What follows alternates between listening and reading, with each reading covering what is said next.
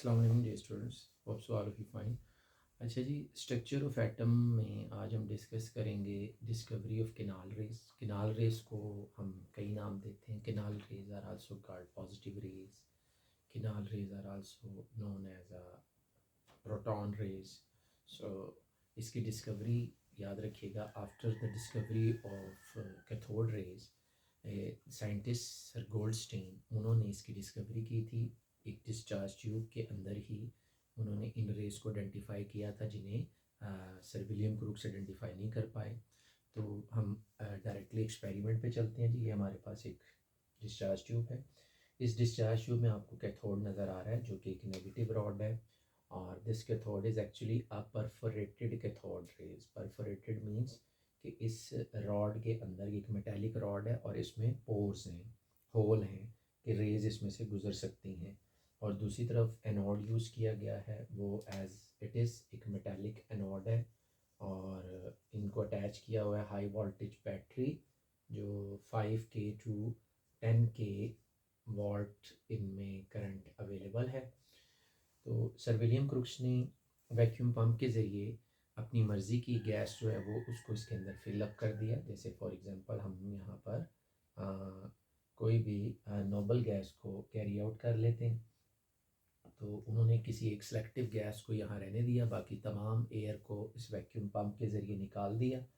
जब उन्होंने एक्सपेरिमेंट किया तो उन्होंने ये ऑब्ज़र्व किया कि कैथोड रेज तो जैसे हमने पहले पढ़ा था कि मूव करती हैं टुवर्ड दी एनोड, लेकिन there are some few other rays जो कि opposite to cathode rays travel करती हैं, और they are a canal rays. तो कुछ ऐसी रेज थी जिन्हें हम केनाल रेज का नाम देते हैं, और ये केनाल रेज एक्चुअली मूव करती हैं टुवर्ड दी कैथोड, यानी इनके ऑपोजिट चलती हैं, और ये फिर पॉजिटिव रेज होंगी। अब ये किस तरीके से ओरिजिनेट हुई? पहले तो ये लगा कि ये एनोड से ही रिलीज़ हो रही हैं, जैसे कि कैथोड रेज कैथोड रॉड से निकलती हैं, लेकिन लेटर ऑन बाद में जब एक्सपेरिमेंट वेरीफाई हुआ तो पता चला कि जब ये कैथोड रेज स्ट्राइक करती है, लेट्स सपोज ये कैथोड रेज है, ये कैथोड रेज इस डिस्चार्ज ट्यूब में मौजूद गैस के एटम के साथ स्ट्राइक करती हैं तो ये इसको आयोनाइज कर देती हैं। लाइक ये आपके पास एक एटम का न्यूक्लियस है और ये इसका इलेक्ट्रॉन है।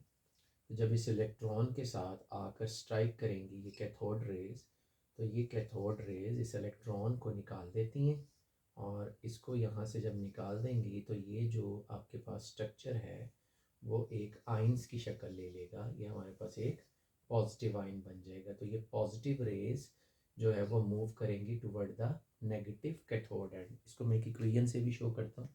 लेकिन जैसे फॉर एग्जांपल हमारे पास जी ये एक गैस का मॉलिक्यूल है।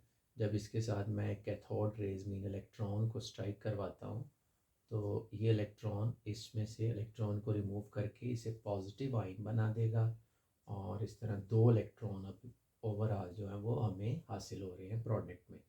तो ये जो गैस है ये अब एक पॉजिटिव आइन की शक्ल ले चुकी है जो कि मूव करती है टुवर्ड दी कैथोड एंड। और पॉजिटिव मीन्स टू से प्रोटॉन्स। तो सर गोल्डस्टीन ने ये एक्सपेरिमेंट किया था,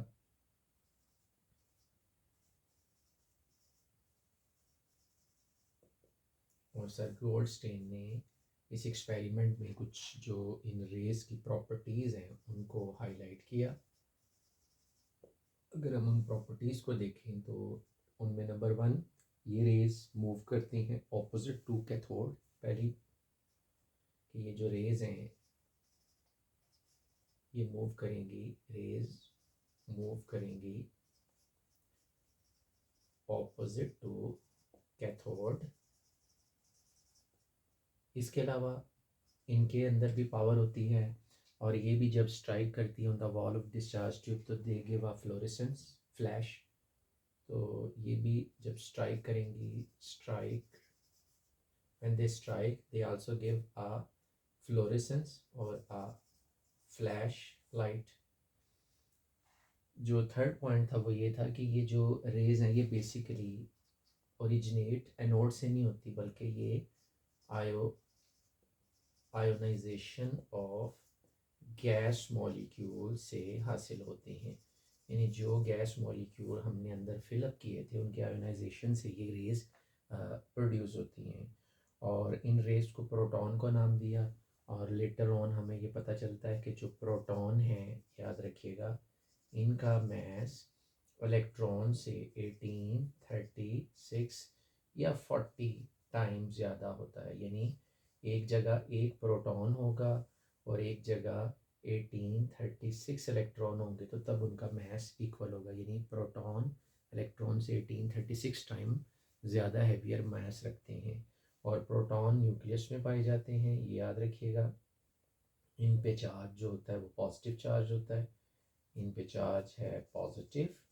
और इंटरेस्टिंगली इलेक्ट्रॉन पे जो चार्ज है वो नेगेटिव होता है, और दोनों का चार्ज सेम है। यानी जो चार्ज पॉजिटिव प्रोटॉन का और इलेक्ट्रॉन का नेगेटिव चार्ज वो सेम होता है। इसी वजह से होल एटम जो है वो एक न्यूट्रल स्ट्रक्चर कंसिडर किया जाता है। तो सर गोल्डस्टेन ने डिस्चार्ज ट्यूब एक्सपेरिमेंट के ज़रिए केनाल रेज की डिस्कवरी की, और जिन्हें लेटर ऑन प्रोटॉन का नाम दिया गया। Thank you students.